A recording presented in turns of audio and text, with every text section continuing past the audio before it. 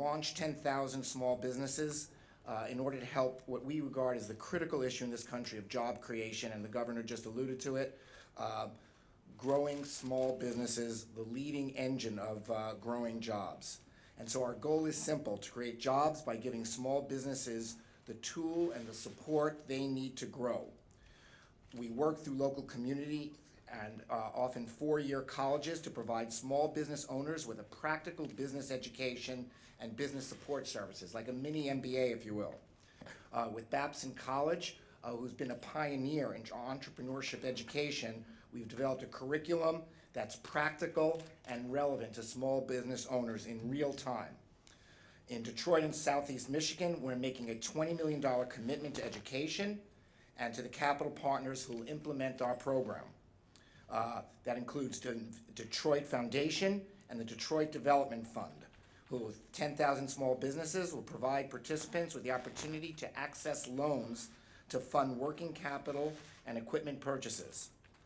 Together with our partners, we see tremendous opportunity for the program to play an important role in helping make Detroit's small business community successful. I know the history here. I've walked, I've been shown pictures, and it's vivid that Detroit was once the absolute center of America's industrial might, and we know the challenges that Detroit faces has faced over the last decade, and we know we can get back there again. We would not be investing here if we didn't believe that Detroit has a bright future and the ingredients to accomplish that bright future. I think it's pretty apparent around the country that Detroit has gone through some very, very difficult times, but because of programs like this and people like Lloyd and his leadership team, they're bringing a program that is sorely needed in our city.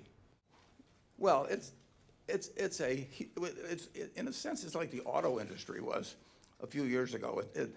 We had this incredible resource which was not really being utilized, and millions of people depended on its revitalization. And look what's happened. And the same thing can be true of a great city. And no, Detroit, you know, when I was a kid, I mean, I can tell you about the 1938 season with Hank Greenberg hitting 58 home runs, and Rudy York and Hal Newhouser and Bertie Tebbetts and Charlie Gehringer. You know. So I was, in the American League, I was a Cards fan of the National League, but I grew up grabbing the paper at night. My dad would bring it home, and I would look to see what the Tigers did that day, and I'd particularly look to see what Greenberg had done. So I have a real love of the city, and the potential's huge.